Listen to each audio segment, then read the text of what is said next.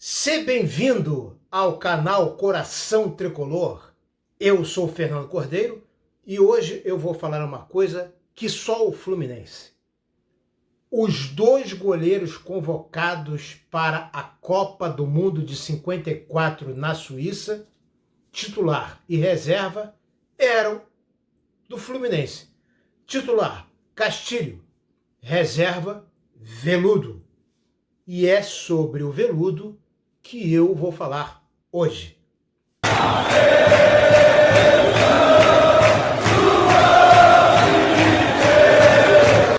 Meus amigos, meu pai sempre me falava desse esplêndido, espetacular, magnífico goleiro Veludo e desse feito histórico do Fluminense de mandar dois goleiros para a Copa de 54 na Suíça, vencido pela Alemanha.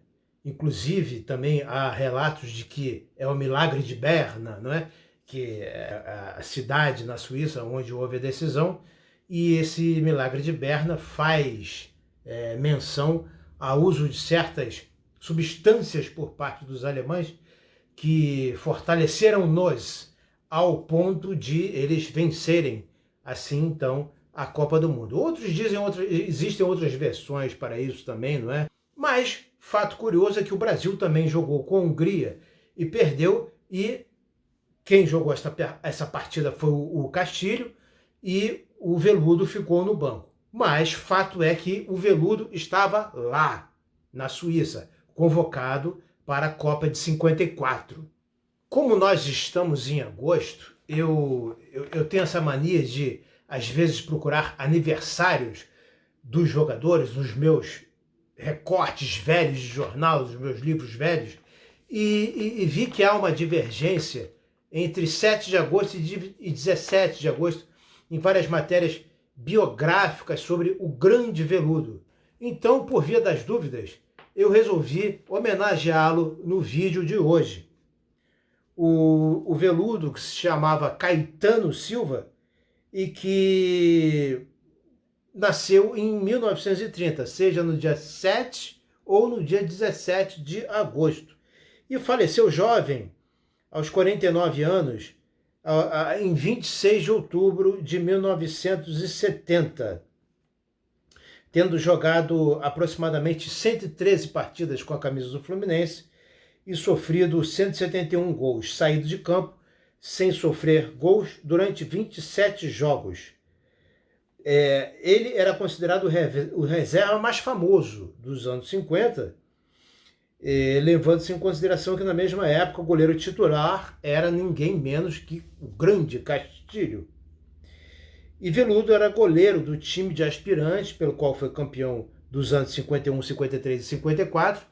Esses aspirantes, para quem não sabe, é uma coisa que os antigos, mais antigos que eu, né, como a geração do meu pai, que se vivo estaria beirando os 90, eles dizem que isso faz muita falta, que o cara, em vez de ir do juvenil direto para os profissionais, e tinha muito fera nos profissionais naquela época, além também dos uniformes pesados, as bolas pesadas, as chuteiras pesadas, e os goleiros, muitas vezes, não usavam luva, e foi daí que o Castilho perdeu por conta própria um dedo. Os caras faziam uma espécie de estágio nesse torneio de aspirantes que era muito famoso na época. Então os jogadores se destacavam nesse torneio de aspirantes, eram incorporados no elenco profissional.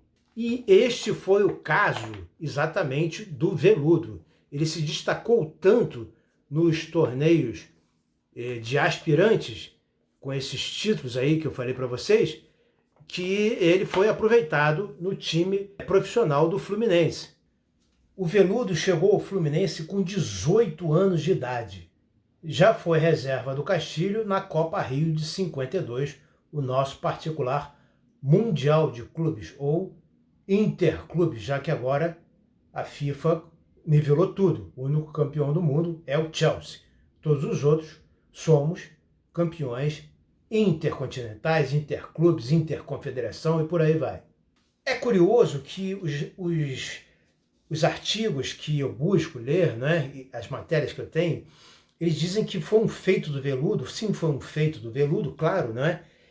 Ir para a seleção brasileira como reserva do Castilho, sendo também do Fluminense, mesmo time do Castilho, e também colocam várias curiosidades na Wikipédia, mas não colocam que o Fluminense colocou dois jogadores, dois goleiros, o titular e o reserva, fosse qual fosse a posição, já seria um feito épico. Mas dois goleiros, o titular e o reserva, Castilho e Veludo, é demais, né? E vocês ou encontram menções na Wikipédia, várias, como por exemplo o Milagre de Berna, mas você não encontra menção de que o Fluminense Futebol Clube cedeu o seu goleiro titular Castilho e o seu goleiro reserva Veludo para a seleção brasileira.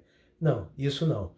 E quando falam do feito particular do Veludo, e não, sim que foi, tem todo o mérito, não é? Mas não falam nada dessa escola de goleiros magnífica, estupenda, que é o Fluminense Futebol Clube. Sim, porque por mais que talvez todos os grandes goleiros do Fluminense tenham vindo de outros clubes,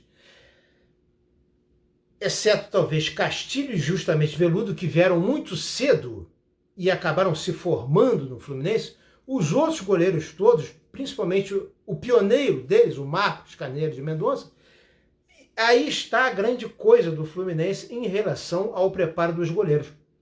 A capacidade do Fluminense de preparar os goleiros para transformarem-se no Fluminense naquilo que eles não eram nos outros clubes. Mas isso ninguém fala. Depois da Copa do Mundo, Veludo foi negociado com o Nacional do Uruguai, onde ficou até 1956 e retornou ao Fluminense. Em toda a sua carreira, Veludo defendeu 8 pênaltis. Depois do Fluminense, ele ainda jogou no Canto do Rio, de Niterói, clube que formou Gerson Canhotinha de Ouro. Depois, Veludo foi para o Santos, para o Atlético Mineiro, veio para o Madureira e depois encerrou sua carreira no Renascença de Minas Gerais em 1963, aos 33 anos de idade. Depois de sair do Santos, o Veludo já não queria mais jogar futebol. Ele jogou por insistência dos amigos, que viam a necessidade de que ele continuasse a ter um salário digno, mais digno do que da aposentadoria. Já em 1960, Veludo começou a se queixar de muitas dores no corpo e às vezes ele não conseguia andar direito. E mesmo assim continuou sua carreira indo jogar no Atlético Mineiro, no Madureira e no Renascença. E foi exatamente nesse Renascença que ele não suportava mais as dores e resolveu encerrar a sua carreira. Com a convocação de Castilho para a seleção brasileira de 1950, Veludo ficou temporariamente na equipe titular do Fluminense, obviamente. Foi a Montevidéu com o Fluminense, entrou 2 vezes em campo para enfrentar a seleção uruguaia, que um mês depois seria campeã do mundo. Voltou a fechar o gol. E o seu time, o Fluminense, voltou de lá com 2 empates que, na época, fizeram o orgulho de toda a torcida tricolor. Depois, já em 1954, em virtude de uma contusão de Castilho, ele próprio chegaria à seleção participando das eliminatórias para a Copa do Mundo. Esse foi o detalhe. Castilho se contundiu e ele, como era muito visto e muito bem visto, nas eliminatórias foi o titular da seleção brasileira. E nessa época, muitos diretores do Fluminense achavam que ele, e não Castilho, deveria ser o titular.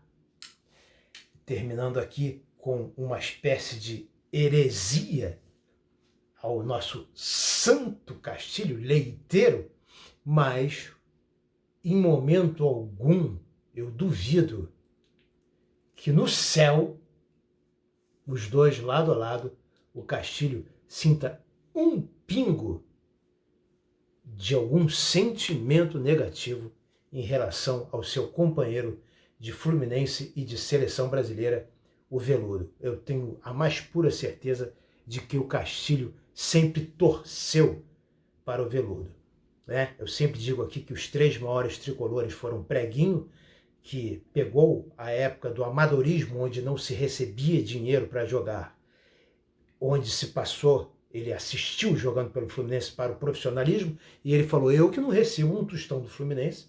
Então, junto com o Oswaldo Gomes, que se recusou a ensinar o pessoal do Remo e da Regata a jogar futebol, fundando a seção terrestre do Clube de Regatas do Flamengo, Oswaldo Gomes, e Castilho, que simplesmente amputou um dedo, porque nessa época as bolas pareciam de chumbo e não se usava luva, e você tinha um goleiro reserva do Castilho, que era o Veludo.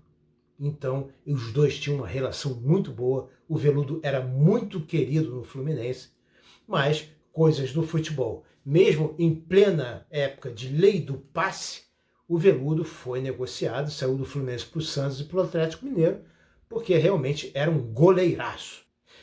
Então, meus amigos, eu conto aqui com os comentários precisos e preciosos daqueles que têm mais informações sobre esse grande goleiro chamado Veludo e que possam colaborar também aí no sentido de melhorar o vídeo.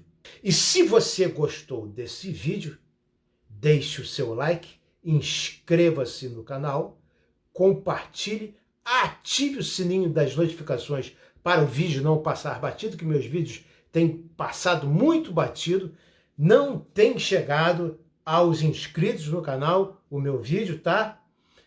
E se você, que já é parte integrante da comunidade Coração Tricolor e que é responsável por manter esse canal em fase de crescimento, esfomeado, precisando crescer cada vez mais, se você gostou desse vídeo, deixe o seu like também, comente, compartilhe e não deixe de colaborar com o Pix.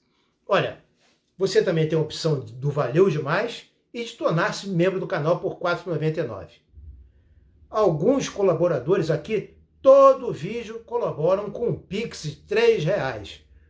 Caramba! Se todo mundo, eu tenho mais de 3.000 inscritos, se todos colaborassem com um Pix de R$ 3.000, esse canal aqui já estava com estúdio, já estava com assistente, já estava bombando e não estaria nessa situação aqui que eu estou, que um dia eu vou fazer um making off para vocês terem noção do que é produzir um conteúdo aqui, tá? E aí depois a gente ainda corre para buscar imagens na internet e ainda toma direitos autorais e aí tem que editar o vídeo dentro do YouTube, o vídeo fica meio que sem pé nem cabeça. Essa é a vida de canal pequeno. Mas eu ainda vou crescer. Com as bênçãos do Santo Papa João Paulo II, este canal ainda vai crescer e chegar lá.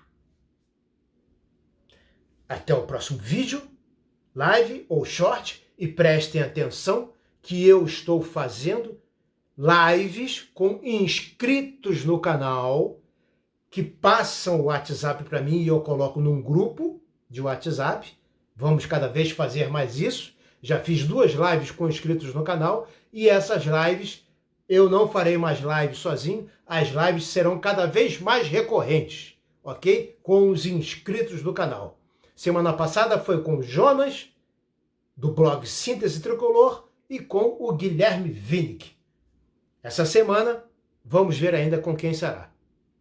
Saudações tricolores e até o próximo vídeo.